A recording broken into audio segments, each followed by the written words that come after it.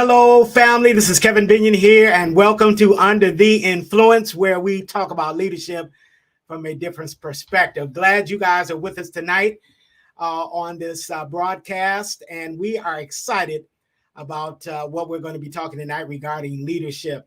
And I am so excited to have our special guest here, my friend, all the way from Dallas, Texas, if you can believe it, Cherron Castillo, President, CEO of the Fruitful Training Group. And Cherron, welcome to the broadcast tonight. How are you doing? We hope that all is well with you. And we are glad that you are here. Looking wonderful down there in Dallas. How are things going with you? It is well with my soul. I don't know if it's okay for me to say it that way, but things are going well. I'm good. It's nice and sunshiny here so far in the Dallas, Texas area. So things are well. Thanks so much for inviting and having me on today. Oh, absolutely. Glad you're here. I only want the best of the best on UTI. So glad that you're available and can talk with us tonight about leadership. We're glad to have you, Cherron. Cherron is the, again, CEO of the Fruitful Training Group, which is a consulting group that provides leadership and management training.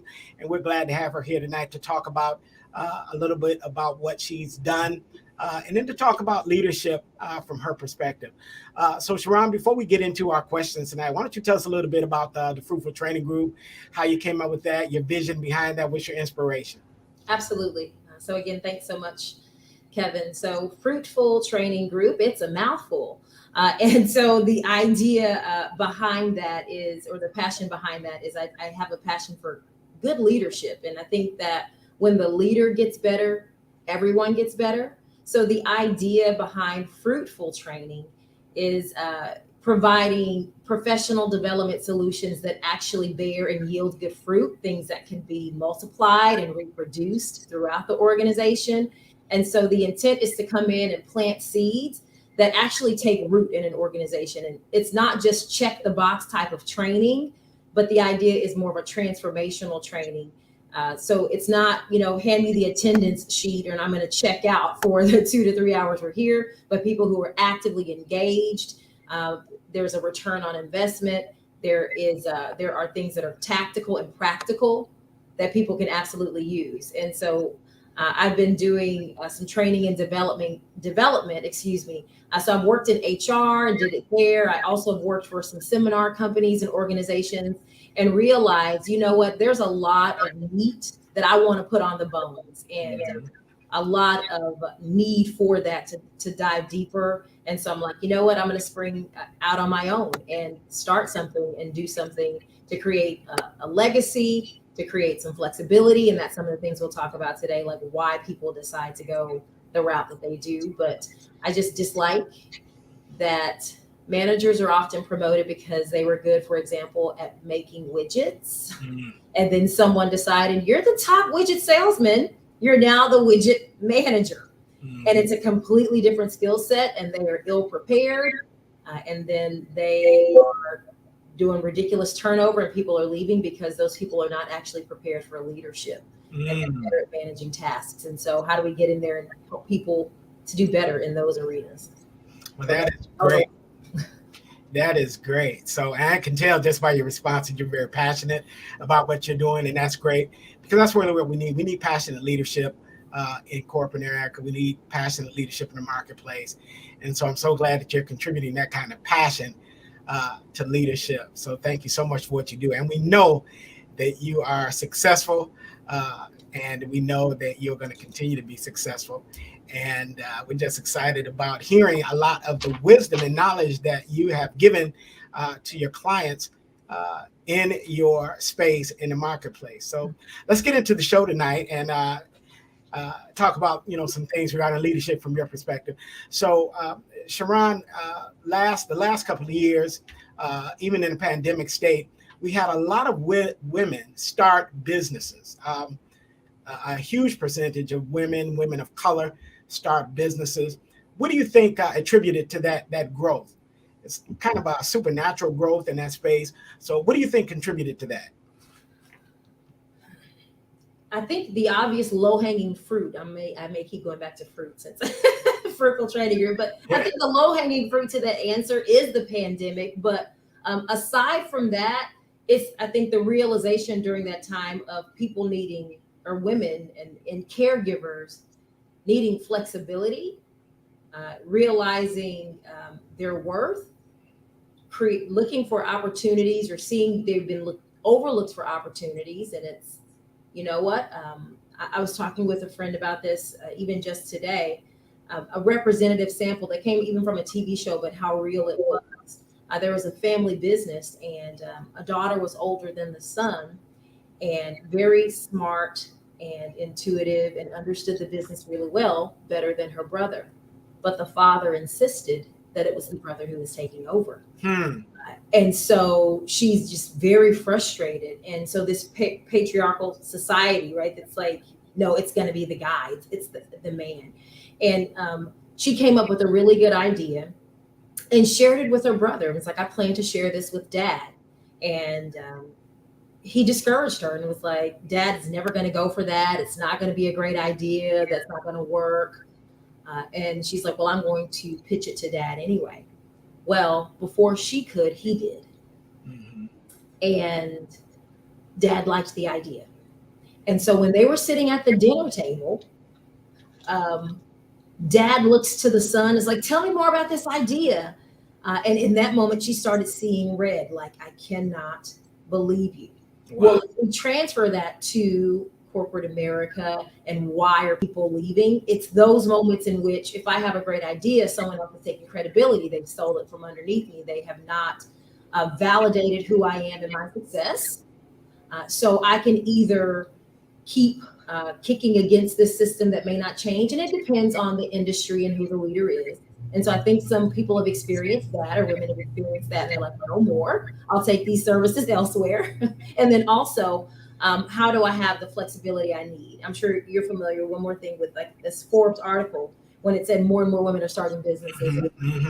Why is that a surprise? Was the title of the article, but then why is it? Mm-hmm. But women wanting to create these environments in which their families can thrive.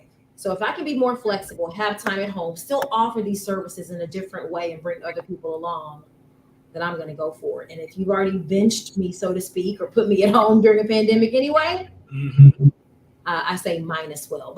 Might as well. Yeah, might as well. Let me ask you this question. I want to just park there for just a second. You, being a female entrepreneur and a African-American female entrepreneur, and you've done quite well. And that's, you know, why you and I connected, because I only connect with people who are excellent, and you are an excellent individual. What have you overcome personally in order to get where you are in this space? So I think one thing I was called once, and at first I thought it was a slight, and now I really embrace it, is, I guess, those misconceptions or microaggressions that you're dealing with from other people. And so I am assertive. I can be direct. I can be very high energy. I also try to be mindful and employ emotional intelligence. Well, some people who also don't see that as a benefit, or maybe you're too aggressive. I remember once someone mentioning to me that I needed to be more respectful about the chain of command. Wow. When the policy at that company was open door. Mm-hmm. And you can talk to any of us, and if there's ever any concern or you have an idea, all of our doors are open. And so I didn't go to my immediate boss, because there was some cordiality with all of the leaders. And so I brought up an idea to someone else. I wasn't leapfrogging my boss. That wasn't the idea. It was just, I think, a timing thing. Oh, you know what? You mentioned something that reminds me of an idea. And later I was kind of redirected back to, you need to kind of respect the chain of command. So having to be assertive and balance people thinking that's aggression, and then also having to battle or deal with, again, those microaggressions, which means those unconscious biases that other people have, these preconceived notions about people of color, about women of color, about any types of attitudes or things that are mistaken as aggression. And then also buying in that space, kind of like that example for, well, whose idea is better, kind of deal, which again goes back to some level of both conscious and unconscious bias of this prototype bias that we expect a certain person to look a certain way in order to be able to accomplish or know certain things. And so, but one of the things I believe is, people form an opinion about you really quickly. You open your mouth and you prove them right or you prove them wrong. And so for me, you could have had an impression about me, but when I speak up, and then you understand if I demonstrate any level of expertise or I'm able to kind of stand in the room and have a conversation, be confident in my space, then maybe that preconceived notion, I kind of start chipping away at those stereotypes. But overcoming those types of things have been a part of the journey. And you talked about the stereotypes. I'm trying to move away from this point, but you're just giving such good energy and good information. Hey, do you think, and you used the word patriarchal, do you think that even in this climate, this is 2022, even in this climate, do you still think that there's an underlying assumption or prevailing attitude that women are still not cut out to be in leadership positions, that they should strictly be in administrative or in support roles? What are your thoughts about that? I guess the word that I would use, the word that came to mind just then is shift. And so, no, I don't think that is it there? Absolutely. Is it maybe still prevalent? Yes, but it's not prevalent like a 10 and 90. Do you know what I mean? I feel like that the shift is coming to where it is getting closer to the median. We're not even at 51-49 yet, but I think there is a shift toward that, and people are recognizing, lots of articles or conversations around the things that were not previously valued. It was IQ at first, and now there's this talk about EQ. Well, what are some things that women are good at naturally? The very emotions that you said had no place in the workplace. There's now all types of training and requests for those types of things. How people are looking to try to understand better personalities and communicating. So some of those skills that naturally may lend themselves to one gender, not all the time. I want to be careful to speak in generalizations and not stereotypes. Are qualities that people realize, wow, so if we do the research and look and realize these women-led companies are out producing in these types of ways and offering these things. And so I think sometimes I heard a gentleman say this once, because of the patriarchy or whatever, there may be this attitude of, I'm looking for you to slay a giant and bring me the head, kind of deal. And so I think it's people that are paying attention that, regardless of male or female, there's some giants that can be slain. And I can deliver that, I can cut off the head of Goliath just like, whomever. I think people are standing up and taking notice of that. But there is still a way to go. Hey, that's a great answer. Thanks for that. What makes you, and one of the challenges that I believe that women have in leadership positions is the whole factor of credibility. What makes you credible in your profession, and what makes you successful? So if we go from the personal perspective, I think the thing that's a strength that I mentioned before, I could help towards credibility, depends on how you flex or work it. So the idea of assertiveness, and I heard this once and I grabbed it. I like a quote by Woodrow Wilson that says, I not only use all the brains that I have, but all that I can borrow. Wow. And so I am a person who both gives and receives. I like to, at least in conversation. And so I think part of building credibility is, can you understand me? If people are asking the question, can I trust you? Right? Can you help me? Do you care about me? Now, those are 3 questions that I borrowed from a John Maxwell executive leadership podcast. But I think something that's contributing to my credibility is that I can answer yes, and others can answer that question yes about me. If they ask the question about Cherron, can she help me? Well, I'm always willing to provide a resource or make a connection or offering some insight or some suggestion or perspective. So yes, I can help you. Can I trust you? Yes, I maintain and keep confidences, but I also demonstrate trust on the front end by some transparency and vulnerability that I offer maybe before I ask for it. So that trust helps. So can you trust me? Check. And then do you care about me?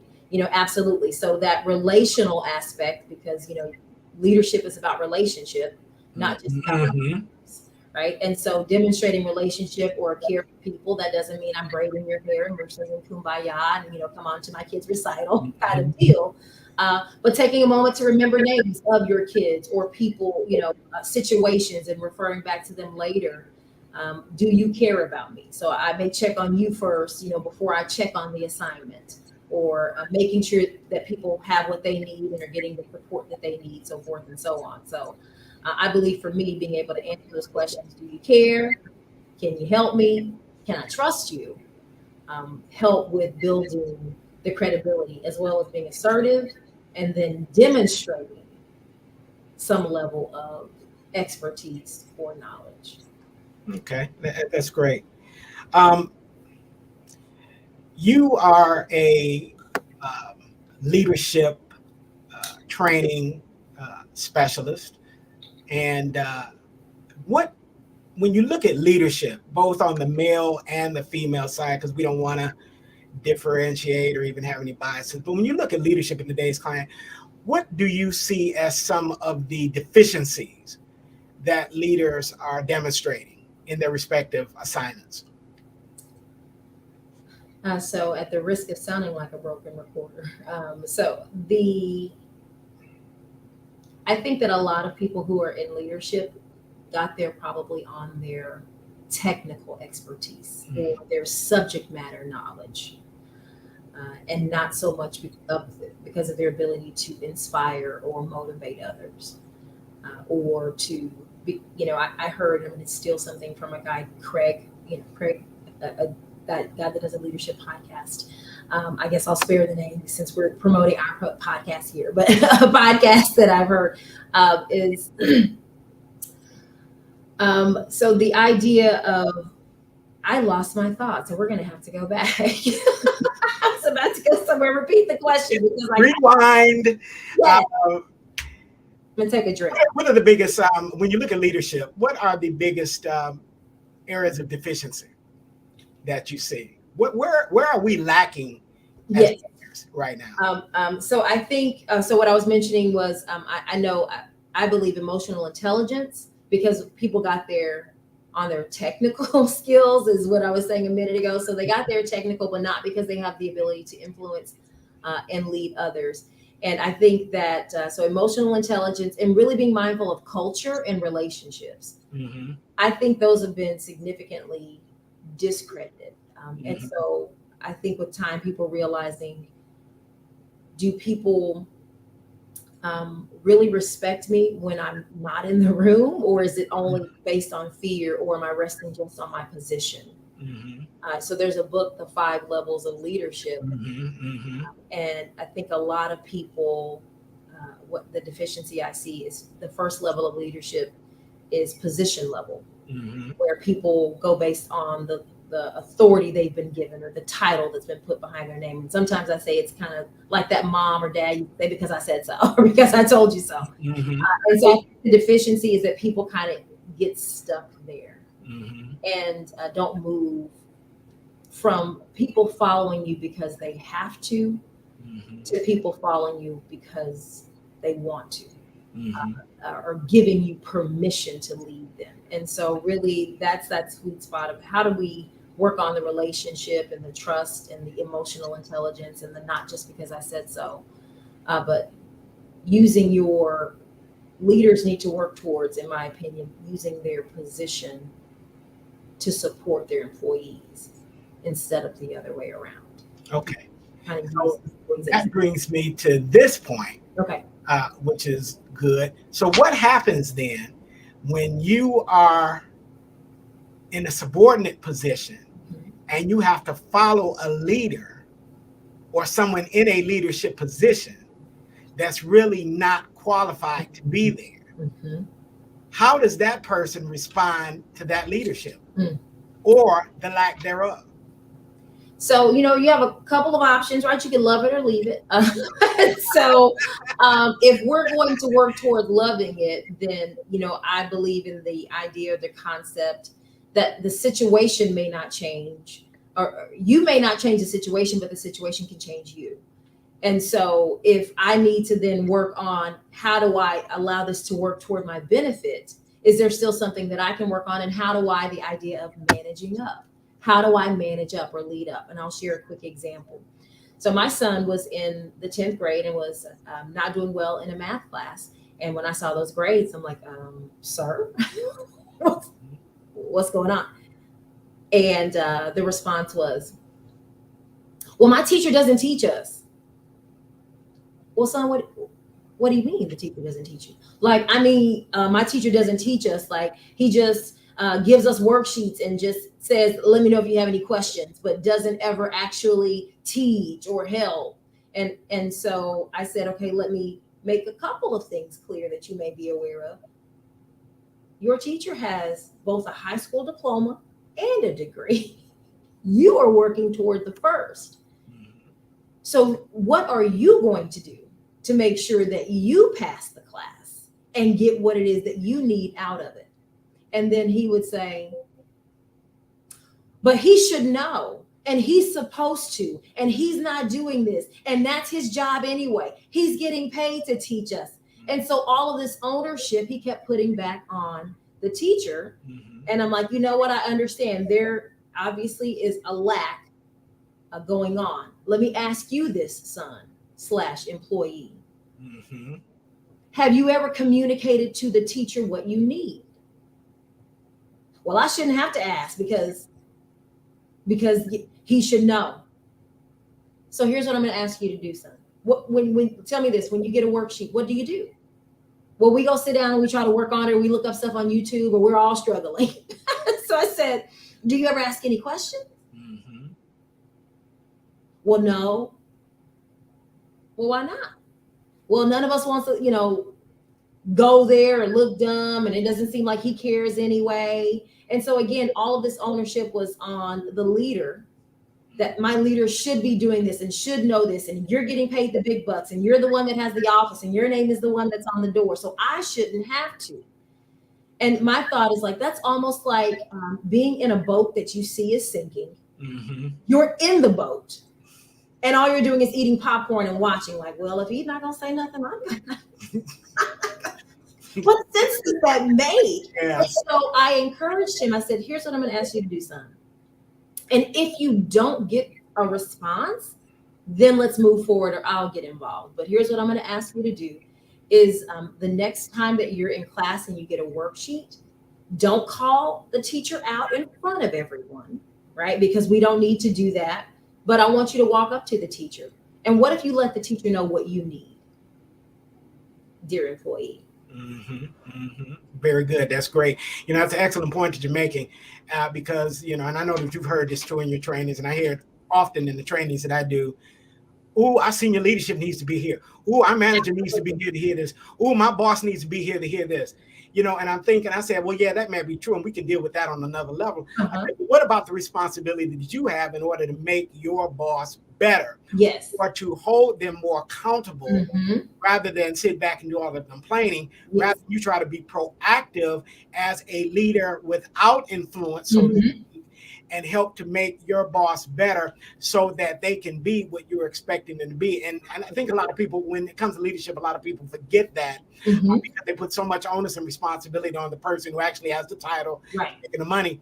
But you all have responsibility also, because I believe everybody is an influencer and everybody has something to contribute. And so everybody has to do their part in order to make their organization better, and not just think that everything in leadership has to do with that person who is top down. Yeah, absolutely. And so I gave my son this sentence stem, which I have shared with others, is I was like, what if you say to him, not you need to do this and you're not, and the reason why I'm failing. So don't go in accusational. But I said, what if you were to say, it would really help me if ... And so it would really help me if, when you give us a new worksheet, you demonstrated one or two questions on the board so that I can make sure that I understand, or I'm trying to get my grade up. So am I willing to be vulnerable if I'm under that leader who's not a good leader, not going in and saying, you're horrible, and why did you get this position? But here's what I need. Here's how you can help me, so that you're helping the leader to get better, and hopefully something catches, right? But have I done what I can? Have I asked for what it is that I need? Have I been pleasantly persistent? even with my leadership, Mm-hmm. for them to realize, okay, Cherron really is asking for this, or Cherron's about to make me have to work, but in a way that's nice and respectful and professional. Versus, well, I can't do it, Kevin, because you didn't give me what I needed, because you don't ever give me what I need. So I guess I can't get it done. I'll be on LinkedIn later tonight. Thanks. Yeah. But you're telling the truth though, and that is so very true.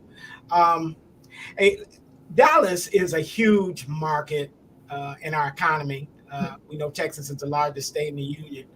Um, who are the major players as far as leadership goes in Dallas? So let's talk about education, politics, uh, spirituality. Who are the major players in leadership there in Dallas? Well, I can go with my little corner. I don't know that I can speak on behalf. So for those who are watching of all of Dallas, but those who I am privy to, Mm-hmm. a couple of people that I'll mention that I really like something that she's doing here. For example is Cent Marshall. Mm-hmm. She is the CEO of Dallas Mavericks. Really? And African American female. Wow. First. Can you imagine being in that room? Only Mark African. Cuban hired her, huh? Yes. Wow. Good for him. And so she is making waves though in her own right, in capacity, and so she's been here for a few years, and is a big diversity and inclusion champion as well. So to come into an organization, so I guess what I would have to also attribute to or put in that on the list would be Mark Cuban, the fact that he was like, you know what, I recognize some needs within this organization. And so he reached out to her as he saw some of the things that she was doing, had worked in corporate America, and then had ventured out, onto her own, and brought her in. But he has transformed the organization in those regards, and is continuing to push to where they are almost at like 50% as far as people in leadership that are either people of color or minority. So she's making waves, having lots of conversations. So Cent Marshall, and I think it may be short for Cynthia, it's CYNT is kind of what she goes by. Near me, because again, I'm in the Dallas-Fort Worth area, someone I appreciate that I've had access to is a mayor in a city called DeSoto, that's right here in the area, but also another African-American female. And this wasn't necessarily on purpose, but when I was thinking about females in business, and so Rachel Proctor, who is in the city of DeSoto, is, I like the resilience, even the story, because she was set up as interim, in a previous term, and when she actually ran, didn't get it, but ran again. And now it's her, right? So the idea of, if I've set my sights on something I want, what do we do with the no? Does the no? That's a book title. That's a book title for you, right there. Listen, let me write. What do we do with the no? You better write that down. That's a winner right here. If you don't write it, I'm going to write it. Intellectual property. You heard it come out of my mouth. I heard it come out of your mouth, but I'm giving you forewarning. If you don't write that book, what do we do with the no? I'm going to write it. Listen, I'm writing it down now. That is good right there. That is good. And so she is, that example of which we learned as kids. If at first you don't succeed, try again. And so she's doing some great things here. And then Judge Faith Johnson in this area, also African-American female. But, I was looking, because when I saw that question, I'm like, who are some other players? But I think the reason people in Texas in general may come here is because of some of the tax breaks that happen with organizations and entrepreneurship. And so that's one less barrier of entry when people are in business around these here parts.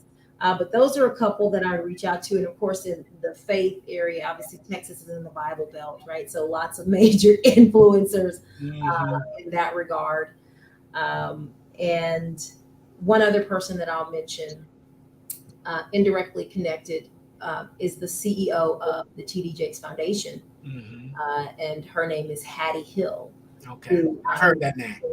She has been working in the marketplace a very long time, and is now has retired from those things, but is still running that nonprofit organization at the helm, building and raising funds to help with inner city and those who are in need. So those are a couple of people that I'll mention who happen to be females as well. But that's great. And the thing that I like about the names that you mentioned, Cherron, is the fact that these are individuals that are major influencers, I'm sure.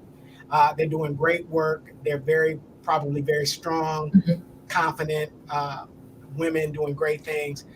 But they're people that the rest of the world, had you not mentioned them, the rest of the world wouldn't know about them. And see, that's the thing that I like about leaders. There are people who are doing great things in leadership in our country that nobody knows about. Absolutely. And we give so much credit a lot of times to the people who haven't had the mic in their hand at that particular time, or the people who are always in front of the camera. But there are great people in leadership positions all across our country that many of us will never hear about these people, Mhm. but they're quietly behind the scenes doing great things. And you had mentioned three of those individuals, and that's what I like about that response, and that's really great. So, and we know that Dallas is just going to continue to be what Dallas is: big, huge, large, Yes. all over the place, and that's all right. Yes. Hey, let's talk about you and management training and the training that you do. When you're going before individuals and you're doing training, what are some of the challenges you have in trying to convey your message to your audience? Uh, let's see. I think obviously always would depend on the audience. So if I had to think broadly, I think, again, going back to the idea of being fruitful is really digging up the ground of Mhm. mentality in people to where, so overcoming the challenge of this is just another day of training that I can say I did and check I got it. Because I think sometimes people's posture, their body language, their participation or lack thereof can really signal that. Like, Mhm. I'm just kind of here. One of the things I joke about, and so I'll try to pre-call that on the front end, whether you volunteered or you were voluntold to be here. Mhm. If you're going to commit the 2 to 4 hours, then grab something that you can absolutely use. And so, sometimes I think the idea of having the know-it-all in the room that feels like there's nothing else I can really learn here, and I've been here and done that, and I really should be the person in the front teaching this class to begin with, is a challenge, with some leaders, and then also uh, really the willingness to shift in mindset, because the way that I talk and approach a lot of leadership may be a paradigm shift. Mhm. This is not about the business as usual of managing tasks. A lot of the content and conversation I have is how are we dealing with and handling the people, because the tasks can fall in place Mhm. if I get this people thing right. Mhm. Otherwise, I can drive them for a while. There was a book I read in my graduate studies called The Leadership Pill. It's a quick little read, and it was really good. This idea. Had you heard of that one before? I've heard of that one before too. Yes. And so it was just about this idea of somebody created a magic pill to give leaders. Mhm. And then if you take this pill, then everybody on your team is going to perform amazingly. And so the book talks about these control group, right? A group who took the leadership pill, and then somebody else who just came in with old fashioned leadership tactics and respecting people and collaborating and, supporting. And the people who took the pill, those leaders, in this obviously fake version, because there is no pill, is the point, right? they got success really fast that was not sustainable. Mhm. Versus the other people who went the other way, who had sustainable results. So you saw this spike in productivity on the people who took the pill, but also a very sharp decline. Mhm. And you saw the slow and steady wins the race, the tortoise versus the hare. Mhm. And so I think that shift in mentality of there is no one size fits all, Mhm. being willing to challenge the ways that you thought, because although you've been in leadership for 8 years or 9 years or 15 years, whoever's in the room, realizing, kind of overcoming the idea that there's still more to learn. There are some things that have changed in the environment. And if you want to continue to be effective, what got you here won't keep you here. Mhm. Hey, you mentioned uh, quote unquote getting that people thing right. Why do you think that's such a struggle for people in leadership to have that relational aspect with people, so that their people can have more confidence in their leadership, so that they can follow them more eagerly? Why can't people in leadership get that people thing right? So to the credit of some, they have, right? So we have to leave room for that. And I think it's a slow turn. I'm going to make a general statement right now based on personality types. If you think about who are the people, maybe typically who would be in leadership, if they, as I'm going to make reference to disc styles, if they, I know you do true colors, so make reference to what that color is. If these are people who have that D, that dominant, direct style, they are driven. Well, those people are very task oriented and results driven and fast paced. Unlike people on the other side of the spectrum who are people driven and may move at a little bit slower pace. And so if by default, your people who are driven and results driven are the ones in leadership, subsequently, those are the people who also don't have, who are not the strongest in the relational capacity. And so I'm getting here because I can produce. I'm going to go back to the 5 levels of leadership. Production is one of the levels of leadership. But the idea is I want to go from people leading because following because they have to following because they want to. But then I also got to produce some results. But I think if we think about from a historical perspective, what has been valued in this country as it relates to leadership, and it's been the results. And then for a lot of people, I think it's by any means necessary. So as we see this kind of changing of the guard, right? This even just with generational, people kind of aging out and new people coming in, I think we'll see more of that relational aspect. And I think it's coming in more and more. But if by nature my personality is to be driven and get results, then that's what I'm focused on.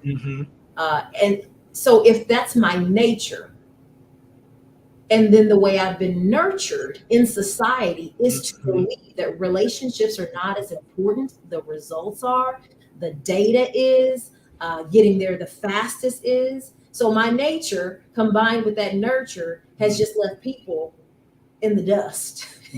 Realizing, oh, wait, we need them to get things done. But I think that nature nurture element has caused people to not value it as much. And so when they hear something different, they also very quickly, again, as far as mindset, become dismissive of, well, people are just too sensitive. Or we're not here to make friends. And so I would rather, instead of dealing with this cognitive dissonance that the way I've been taught is wrong and now I have to deal with this discomfort, I would rather dismiss the fact that I need to care about people at all and go back to the fact that what I've been doing has gotten us results. It's what's built this company. So I'm just going to stick with what I know. Yeah, I had the privilege of being able to be a part of a conversation a couple of days ago, leadership, nature versus nurture. It was really good, and some interesting concepts, thoughts came out of that. Oh, I'd like to hear more about that. Yeah, absolutely. I'll share the cliff notes with you later on. But it was really, really, really good. Women have obviously come a long way, leadership, and I'm very happy to see a lot of what I'm seeing as far as women in leadership. We've talked a lot, of course, as you know, over the last couple of weeks about Katanji and what she has accomplished. So kudos to her. And of course, we have to pray for her because she has got ooh-wee. But what challenges do you think women still are consistently facing in leadership, in their leadership roles and assignments? I think going back to something I touched on a little bit earlier, those unconscious and conscious biases of just to say, and what I mean by that for those who are listening, we all have this schema, like a file folder of how we think about and perceive things. We have our expectations, the way we were brought up, what we were taught to believe.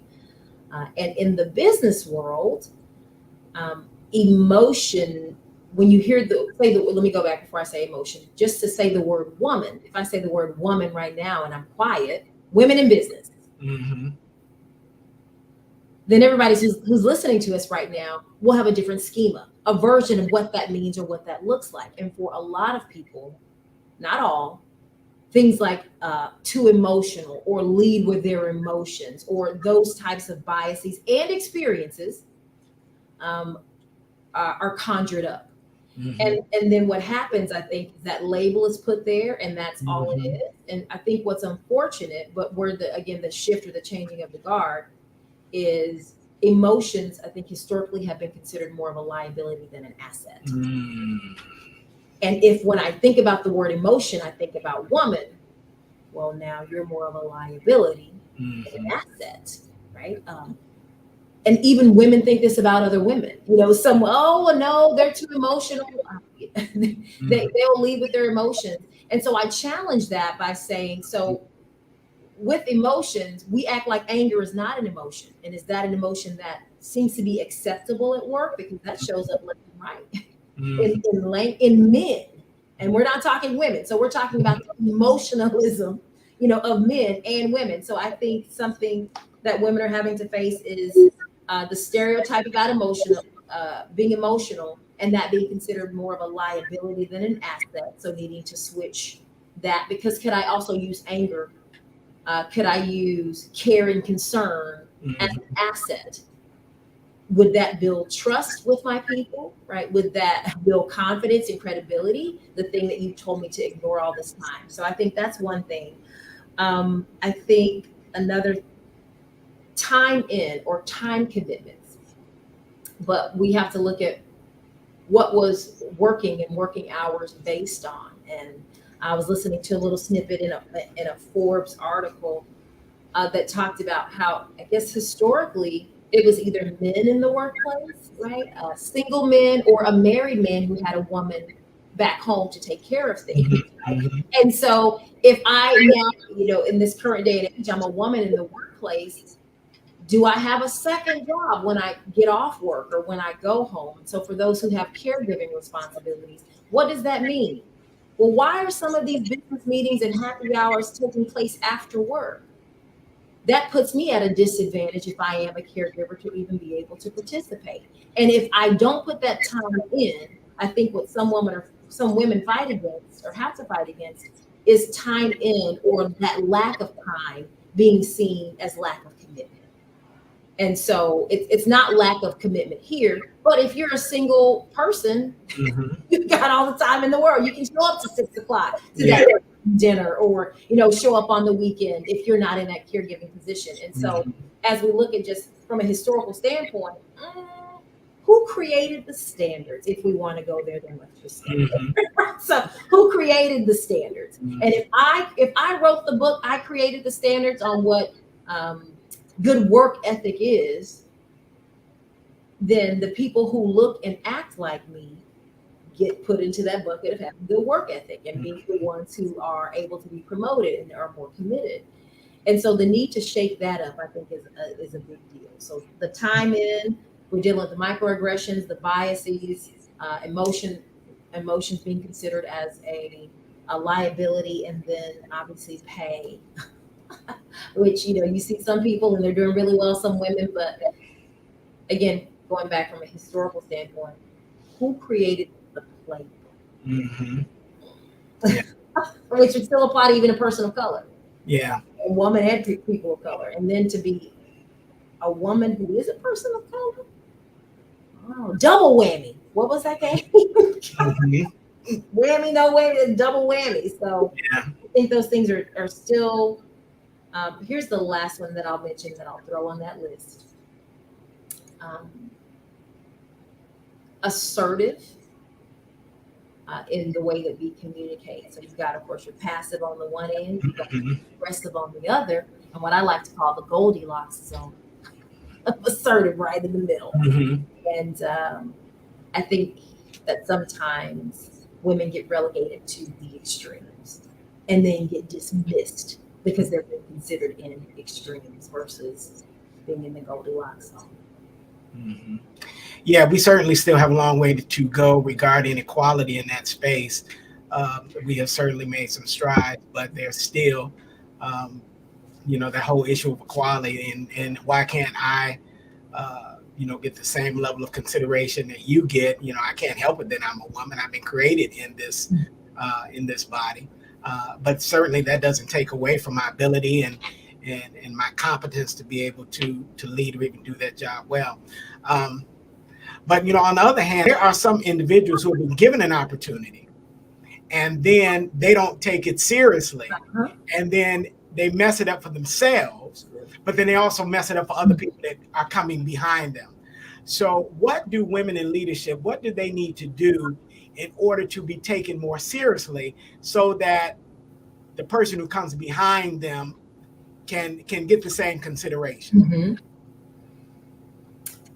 So I think, so the way I'll approach that, and I'll frame it this way, is I have to, as women in business, how do we control what we can control? Now, the mindsets of others, obviously we want to try to work to shift those, but what I do or don't do, or how I perform or don't perform, will impact that. I feel like acknowledging that up front would be step one. The first step is admitting that there is a hill to climb, right? So if I recognize, we can talk all day about what seems fair or right. Mm-hmm. We can talk about the ideal, or we can talk about the real deal. Mm-hmm. And if the real deal is that there is this need to show improve, I decide if I want to show up or not, which is why some people decide to go that entrepreneurship route, right? Which we kind of touched on earlier. But if I'm going to play in this field, then I need to be on top of my game as far as expertise or competence. And so in the areas where I'm not as strong, do I have this idea of this neuroplasticity where I'm always learning and stretching and growing, where I am thinking strategically about what do I need or who do I need to connect with? So I think that as women are given opportunities, I think even the language makes a difference. And what I mean by this is, even if we take the word, and I sometimes get hung up on words like I am right now, to think of it as an opportunity.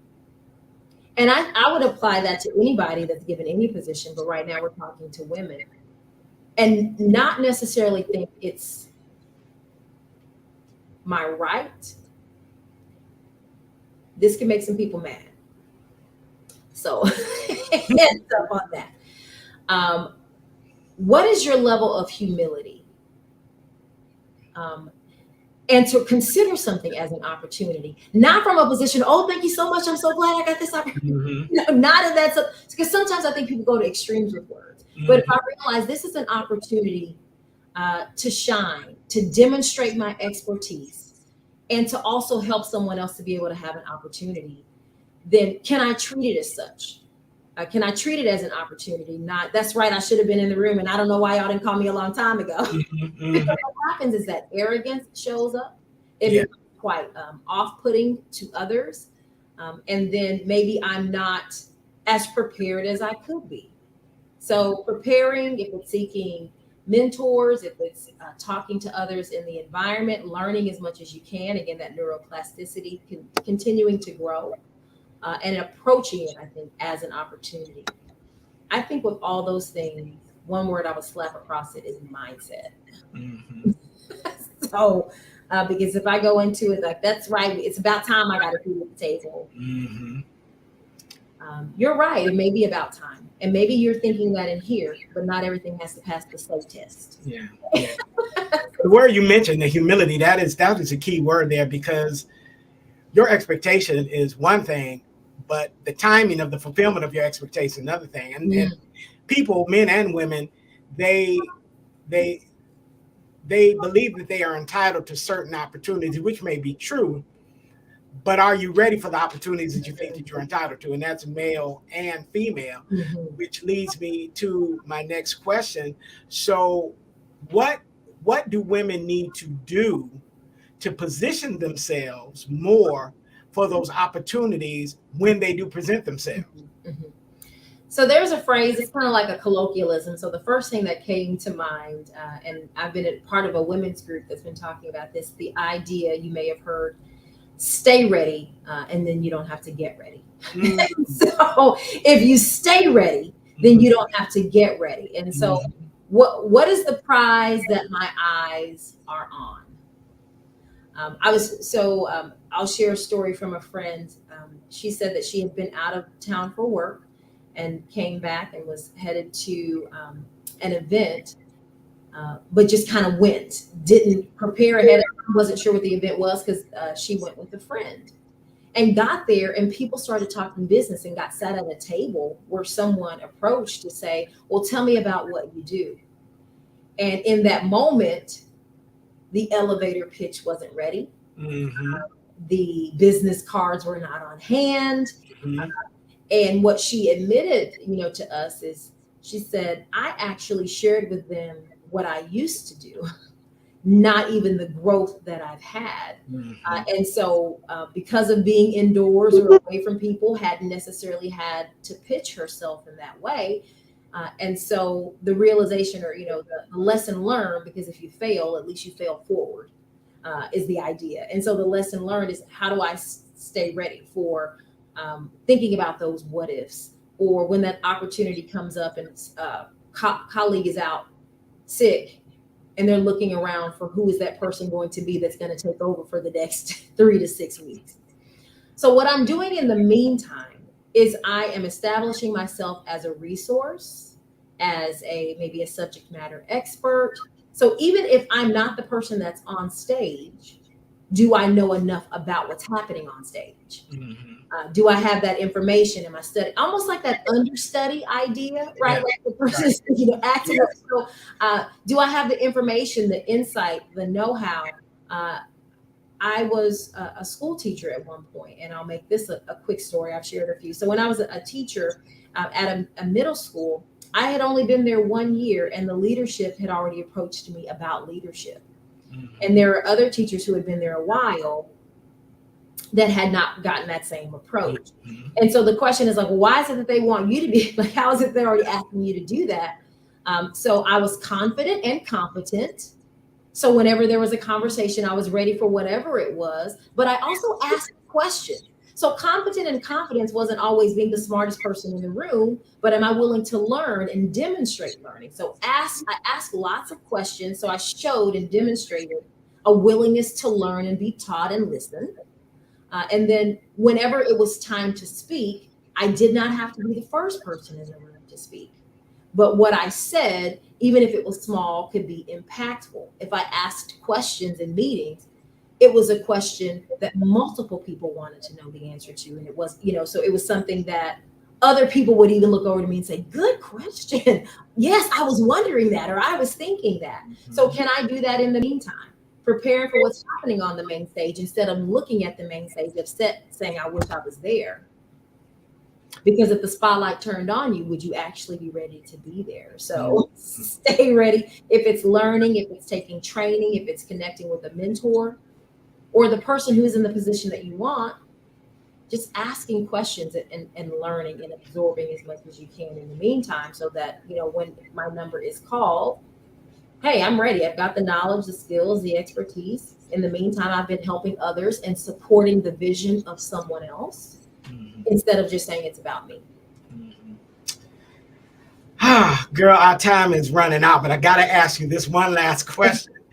Oh, man. So I want to ask you about how distractions,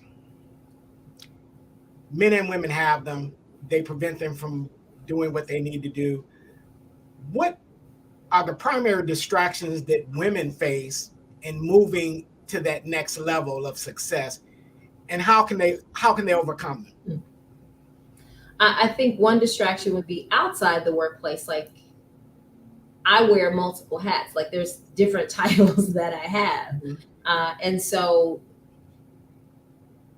the phrase that pays right now, work-life balance, or that flexibility. So that one thing is a distraction. Do I take the job? Do I move into that position? What does that mean for my family? And I think that is one, and I don't know if it's a distraction. It is. It makes me look in multiple directions, right? Because some people can have tunnel vision. I want what I want. I'm going right after it. But if I have a family, there are other things to consider. Mm-hmm. And so I think having conversations as you're getting ready to move up, transparent conversations with your family, I think are important.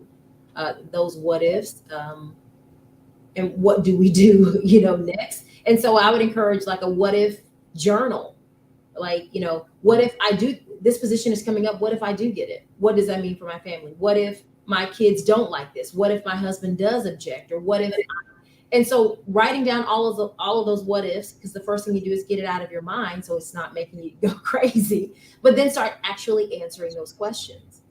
Like, what is the contingency here? And so with that distraction, I think addressing it, saying it out loud, writing it down, talking to somebody, whatever it is. If for you it's not family, maybe it's health, maybe it's mental health, maybe it's this feeling that there's only space for one.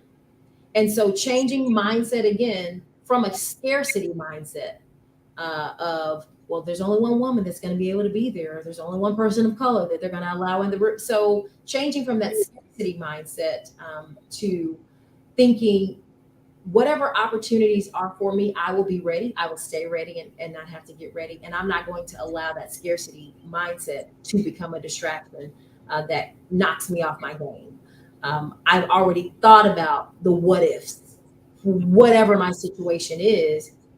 So whichever one of those what ifs pop up, I've thought about it. It's and so this idea of even time management is get things out of your head and onto paper, out of your head and into maybe if it's a business or a working journal, so that they're not continuing to float around and compete with other things that should be taking up that brain space. I think would be one practice to help.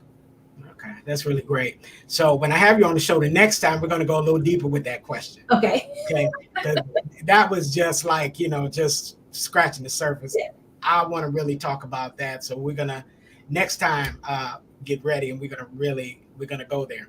Yeah. Girl, I have enjoyed this so much, and this is just so much wonderful information. Our time is running out. So as we close out this show, what advice would you give to women considering entrepreneurship? So if you're considering entrepreneurship,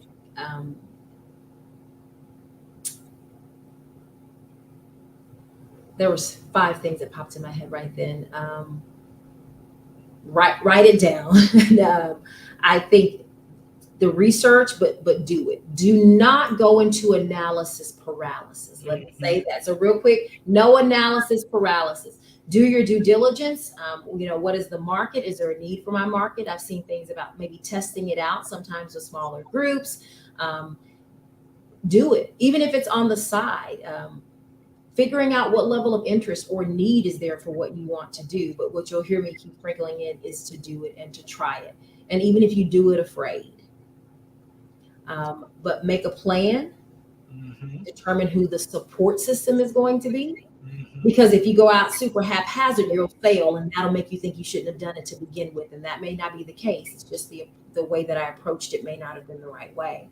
And so think about it, write some things down, talk to some people, test out some ideas, but go for it. You're continuously moving ahead. And so the word would be action, to do something while you're learning, and then try it, learn and try. And then don't be afraid to fail forward, because you don't ever have to start from scratch. The only time you start from scratch is the first time. The second time, you're actually using the materials from the first time, that first failure, and you're using those to propel you even further. So you're always, if we change our mentality about the failure, I'll move forward. Or every no gets me closer to a yes.